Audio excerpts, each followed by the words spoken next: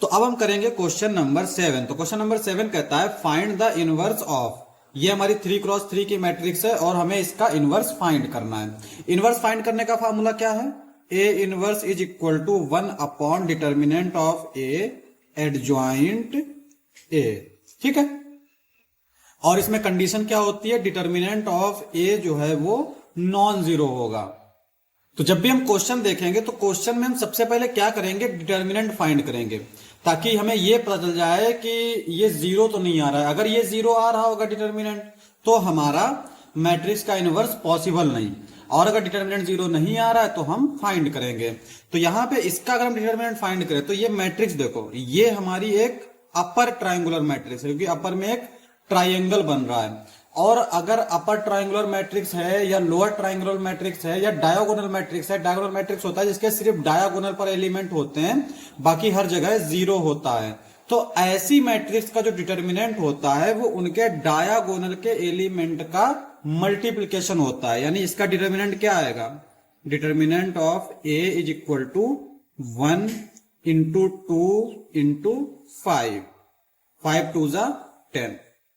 तो ये इसका डिटर्मिनेंट आ जाएगा।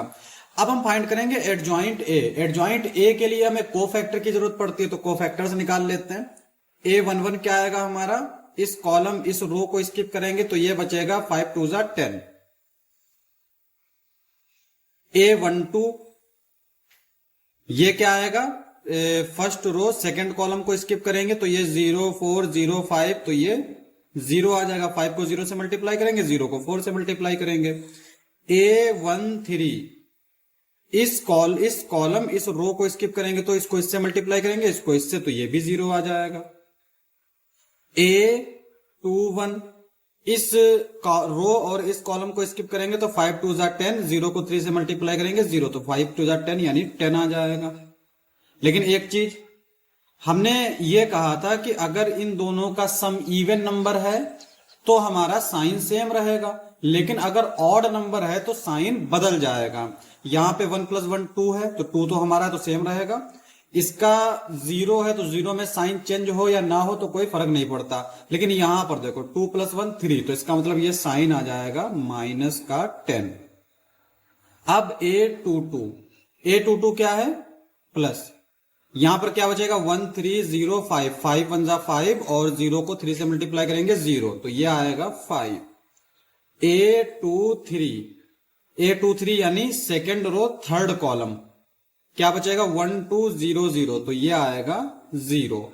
अब हम बात करेंगे यहां पे A31 की, यानी थर्ड रो और फर्स्ट कॉलम, तो क्या बचेगा? ये 4 चीजें, यानी 4 2 जा 8 -3 2 जा 6, तो ये आ जाएगा तुम्हारा 2।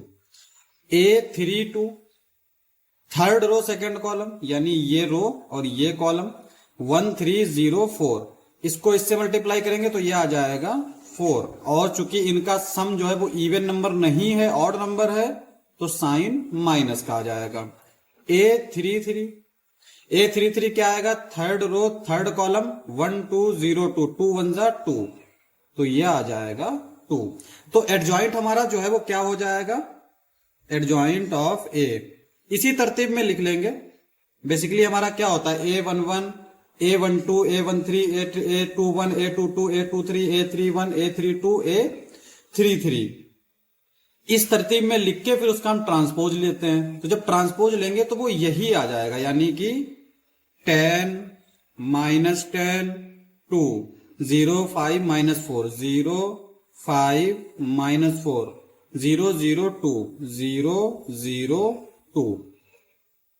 ठीक है, तो ये इस तरह से आ गया। अब हमें चूंकि इनवर्स निकालना है। अच्छा, एक चीज यहां पर नोटिस करेंगे, अगर ट्राइंगुलर मैट्रिक्स है या अपर ट्राइंगुलर मैट्रिक्स है, लोअर ट्राइंगुलर मैट्रिक्स है, तो ऐसी मैट्रिक्स का जो अगर हम इनवर्स निकालें या एडजॉइंट निकालें तो वो ट्राइंगुलर मैट्रिक्स ही आता है। देख सकते हैं यहां पे एडजॉइंट आया हमारा, ये ट्राइंगुलर मैट्रिक्स, और इनवर्स निकालेंगे तब भी हमारा ट्राइंगुलर मैट्रिक्स ही होगा। तो इनवर्स क्या हो जाएगा इसका? इसमें हम लोग डिटर्मिनेंट ऑफ ए से डिवाइड कर देंगे दोनों तरफ, और डिटर्मिनेंट ऑफ ए क्या है हमारा? 10। ये जो है ये इक्वल होगा तुम्हारा ए इनवर्स के, इस तरह से। तो इसमें हम 10 से जब डिवाइड करेंगे तो ये हो जाएगा हमारा 1 और ये हो जाएगा -1। इसको जब इससे मल्टीप्लाई करेंगे तो 2/10 यानी 1/5। इससे मल्टीप्लाई करेंगे तो 0, ये आ जाएगा 5/10 यानी 1/2। इसको इससे मल्टीप्लाई करेंगे तो ये आ जाएगा -2/5। इसको इससे मल्टीप्लाई करेंगे तो 0, इसको इससे मल्टीप्लाई करेंगे 0, इसको इससे मल्टीप्लाई करेंगे 2/10 यानी 1/5। ये आ जाएगा हमारा इनवर्स। अब चूंकि हमसे इनवर्स ही पूछ रहा है तो यही हमारा आंसर हो जाएगा।